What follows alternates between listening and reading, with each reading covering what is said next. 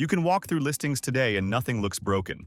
The paint is fresh, the photos are polished, prices haven't collapsed, and yet something fundamental has shifted. Homes are sitting. Showings happen, conversations start, then go quiet. No urgency, no scramble, just time stretching in ways it didn't before. This isn't fear, and it isn't a crash. It's silence. The kind that appears when people stop rushing and start evaluating. During the fast years, speed was safety. Waiting felt like losing. Decisions were emotional because hesitation was punished.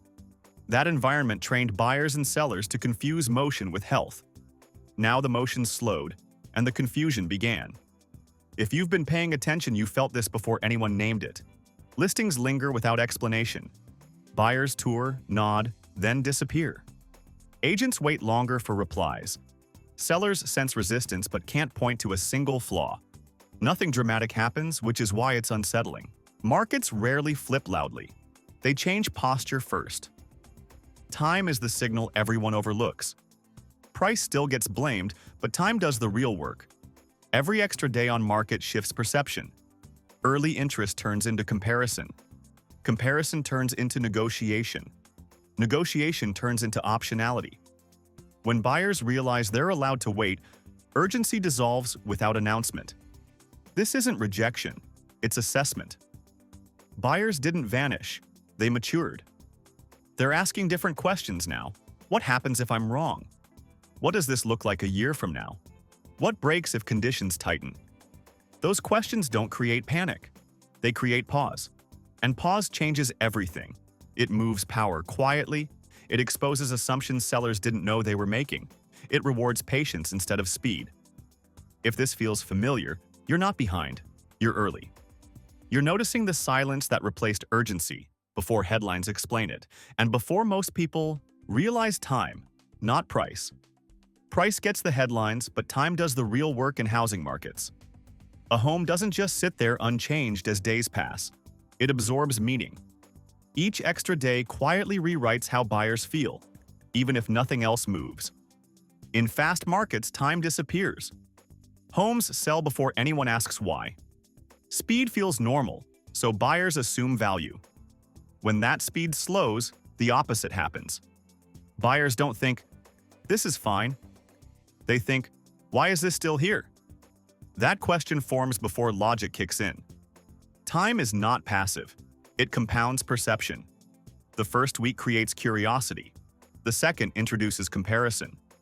By the third, buyers start to imagine leverage.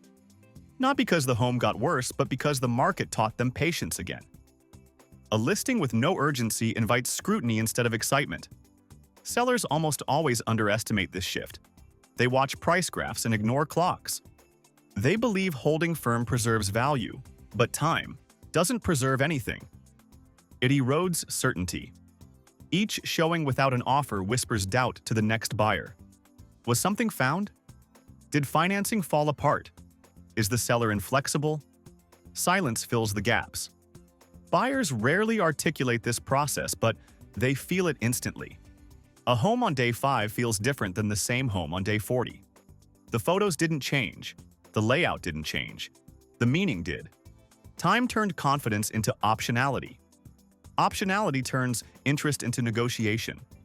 This is where leverage moves without confrontation. Buyers slow their responses. They revisit numbers. They sleep on decisions. Not out of fear, but because the market no longer punishes waiting. Waiting feels rational again. When waiting feels safe, urgency loses power. Understanding this relieves anxiety for everyone watching. Nothing mysterious is happening. Homes aren't broken. Demand didn't vanish. Time simply became visible again. And visibility changes behavior. Markets always teach through repetition. When enough listings linger, buyers learn they can choose. When buyers choose, sellers feel resistance. When resistance appears, time accelerates outcomes price alone could not. This is why days on market matter more than headlines. Headlines lag. Time leads. If you can read time, you don't need predictions. You see leverage shifting before anyone admits it out loud. That awareness changes identity. You stop chasing movement and start interpreting stillness. Instead of asking when prices will move, you ask what behavior is teaching you. That shift replaces tension with clarity. Sellers who understand time adjust earlier and preserve leverage. Buyers who understand time avoid overpaying for urgency that no longer exists. When both sides respect the clock, decisions slow, mistakes shrink, and the market becomes readable again. Not emotional, not frightening, just structured. Clarity arrives quietly, rewarding patience and punishing those who confuse waiting. With weakness today, always. When homes stop moving quickly, buyers change first. Not loudly, not emotionally, but structurally. The shift is subtle at the start. A buyer tours a home, likes it, and instead of rushing home to submit an offer, they wait. They come back a second time. They measure rooms, they check light at different hours. What once felt like hesitation now feels responsible. Longer timelines retrain behavior. Buyers stop acting like shoppers chasing availability and start acting like evaluators weighing consequences. They open spreadsheets earlier. They compare monthly payments instead of list prices. They stress test scenarios that didn't matter when speed dominated. Taxes, insurance, maintenance, exit risk. The house hasn't changed, but the lens has. This is where identity shifts quietly. The buyer stops asking, "Do I love it?" and starts asking, "Does this hold up?" That question alone changes outcomes. Love tolerates uncertainty. Operators do not. Operators look for margins, not excitement. They don't rush inspections. They read them. They don't waive contingencies to compete. They use them to understand risk. Loss aversion takes over here, but not in the dramatic way people assume. Buyers aren't afraid of missing out anymore. They're afraid of being stuck. They imagine owning a home that limits flexibility, drains optionality, or becomes hard to sell later. That fear doesn't cause panic. It causes discipline. Walking away feels safer than forcing alignment. Negotiation changes too. Confidence replaces apology. Buyers ask for credits, repairs, and terms not because they're aggressive, but because time taught them they can. When a home has been sitting, buyers feel no urgency to protect the seller's feelings. They protect their future instead. And if the answer is no, they don't escalate. They disengage calmly. This behavior doesn't reverse easily. Once buyers learn they're allowed to wait, waiting becomes the baseline. Even if prices don't fall, leverage has already shifted. The power moved from speed to patience. Sellers sense this as resistance. Buyers experience it as clarity. The most important part is that this happens without headlines. No crash is required. No fear cycle needs to activate. Outcomes change because behavior changed first. Homes can look stable on paper while the decision process underneath becomes far more selective. That's why markets can soften without collapsing. Buyers aren't demanding discounts everywhere. They're demanding justification. And justification takes time, documents, math, and flexibility. Homes that provide it still sell. Homes that don't linger, regardless of price. This is empowerment through understanding. Buyers who see this don't feel behind. They feel informed. They don't chase momentum. They let momentum reveal itself. And once buyers operate this way, even rising markets behave differently because speed no longer overrides structure. That's the permanent change. Homes sitting longer retrain buyers to think like operators, not participants. Prices don't need to fall for outcomes to shift. Decisions slow, standards rise, mistakes shrink. The market doesn't feel scary anymore. It feels readable. And when a market becomes readable, those paying attention stop reacting and start choosing deliberately, calmly, and on their terms going forward. When homes stop selling quickly, sellers don't lose on price first. They lose on time. And time is the one variable most sellers underestimate because it doesn't show up in comps or headlines. It shows up quietly, in tone, in buyer behavior, and in how conversations change. Most sellers anchor to yesterday. They look at recent sales and assume the market will repeat itself if they just wait long enough. That anchoring bias feels rational. After all, the house hasn't changed. The neighborhood hasn't changed. So why should the price? But markets don't move by logic alone. They move by momentum, and momentum decays faster than value. The first week matters more than most people realize. Early interest signals strength. Showings cluster. Buyers assume competition.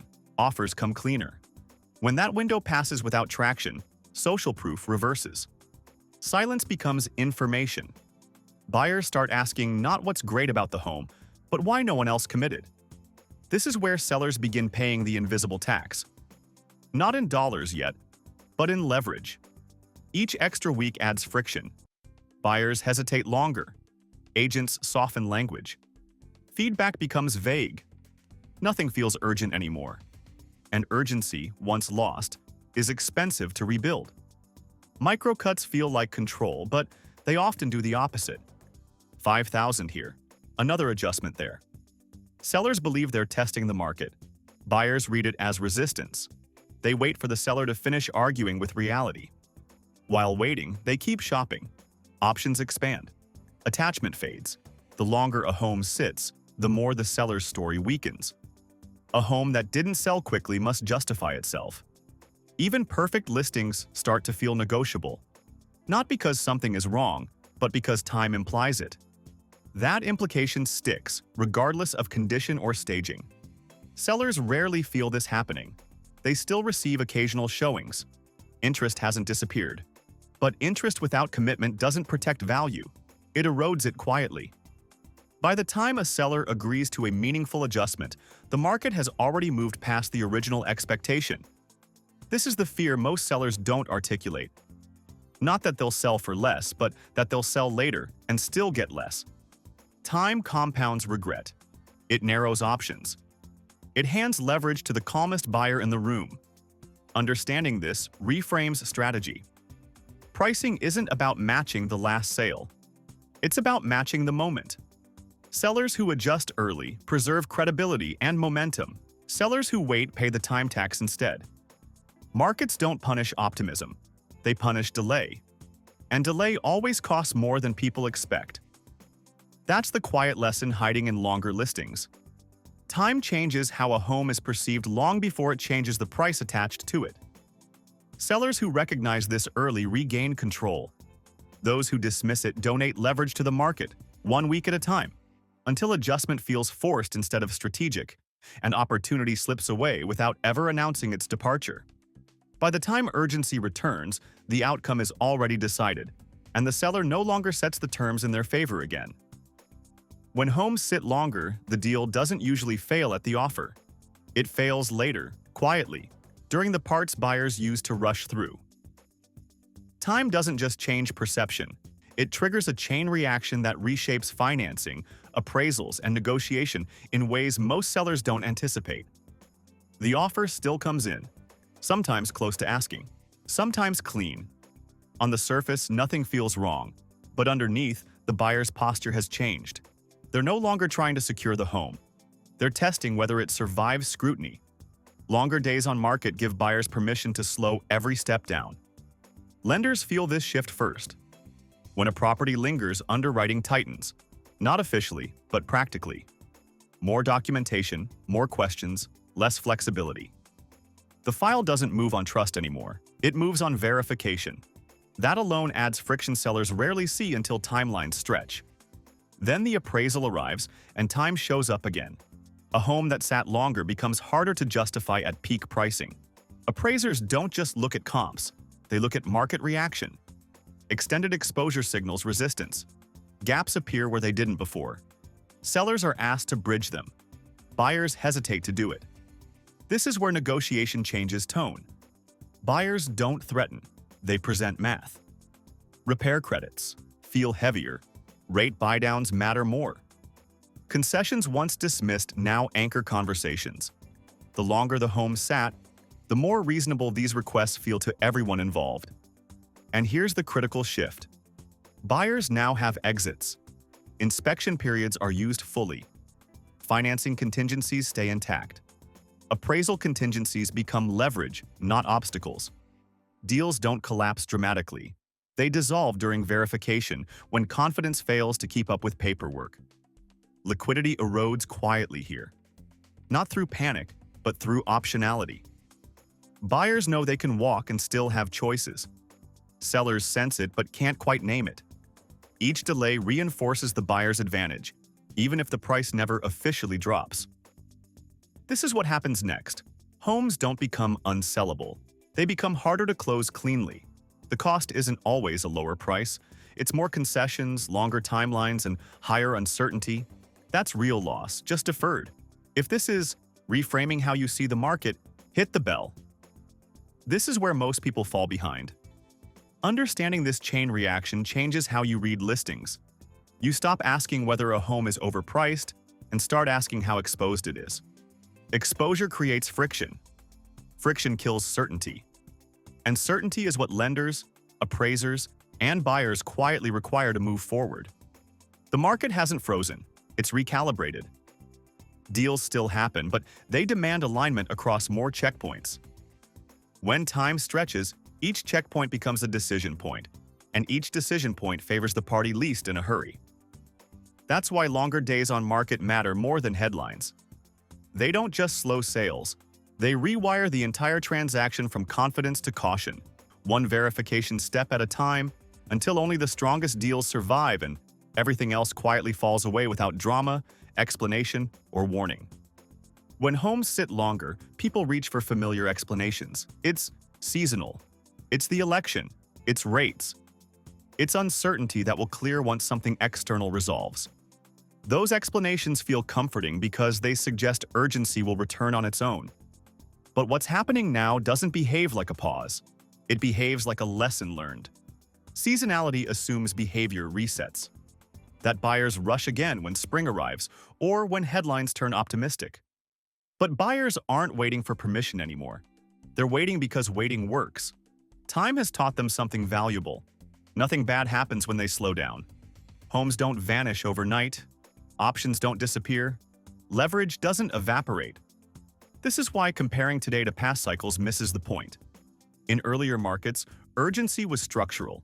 You had to act fast because delay meant loss. That pressure trained buyers to override doubt. Today, delay produces information. It reveals seller flexibility, exposes overpricing, and surfaces risk. Once people experience that advantage, they don't give it up easily. Rates matter, but they don't explain this fully either. Even when rates stabilize, behavior doesn't snap back. Buyers who learn to evaluate don't unlearn it just because financing improves slightly. They keep running numbers. They keep negotiating terms. They keep assuming verification matters more than speed. This is why calling this temporary creates confusion. Temporary forces fluctuate. Behavioral shifts persist. Once urgency leaves the system, it doesn't magically reappear on a calendar. It has to be rebuilt through scarcity, confidence, and trust. None of those are restored quickly. What you're seeing now is a time-heavy market. Time accumulates meaning. Listings age, reductions cluster, negotiations slow. That environment reinforces itself. Buyers wait because others are waiting. Sellers hesitate because momentum never returns the way they expect. This isn't alarming. It's clarifying. You're not misreading the signals. You're noticing structure where others expect noise. Markets driven by evaluation don't move fast, even when conditions improve. They move deliberately, and they stay that way longer than people assume. Understanding this removes frustration. You stop waiting for a reset that may not come. You start adapting to the reality that patience is now built into the system. And once patience becomes normal, urgency becomes the exception, not the rule. That's why this moment feels strange but stable. Nothing is broken. Behavior simply matured. And mature markets don't rush back to old habits just because someone expects them to. When homes sit longer, it's easy to assume everyone loses. Prices soften, timelines stretch, confidence feels thinner. But this phase doesn't reward panic. It rewards preparation. The winners aren't louder or bolder, they're clearer. Prepared buyers benefit first.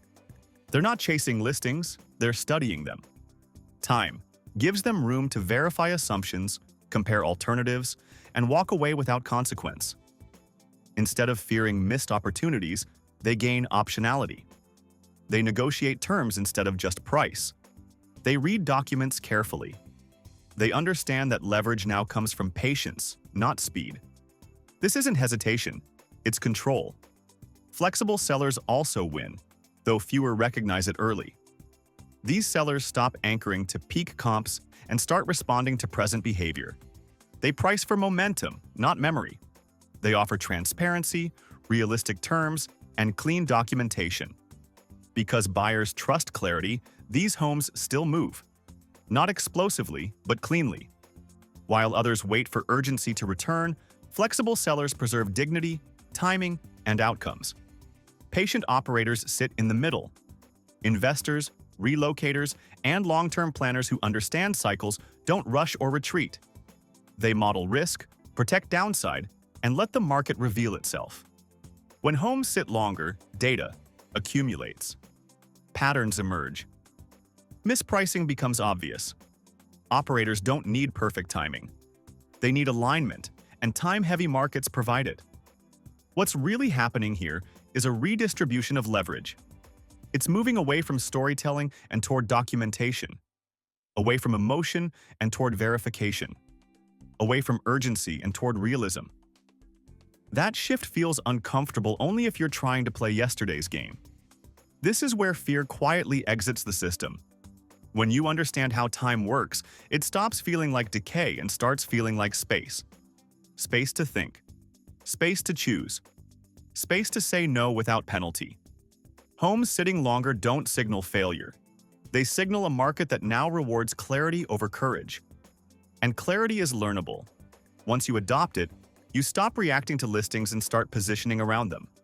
In this phase, the winners aren't lucky, they're aligned. They understand that when time slows the market, it speeds up. Understanding. And understanding is the most durable advantage real estate offers. When you zoom out far enough, the pattern becomes clear. Time changed this market before prices ever had to. Listings didn't stall randomly. Buyers didn't hesitate accidentally. The shift happened quietly, first in days, then in behavior, long before it showed up in charts. Days on market aren't background noise. They're the signal. They tell you when urgency has left the room and evaluation has taken its place. They reveal when leverage begins to redistribute, even while prices appear stable. Time stretches decisions, exposes assumptions, and invites second looks that didn't exist before. That's not weakness. That's information. This is why watching only price misses the story. Price moves last. Time moves first. Time forces conversations sellers didn't want to have and gives buyers permission they didn't know they had. It rewires expectations slowly enough that most people don't notice until outcomes change. You don't need headlines to see this. You can see it on your own street. Which homes sit, which relist, which go quiet after initial interest. Pay attention to how long it takes for a price change to appear and what happens after it does. These are the mechanics of transition. What matters now is participation, not speculation. Observation. Share what you're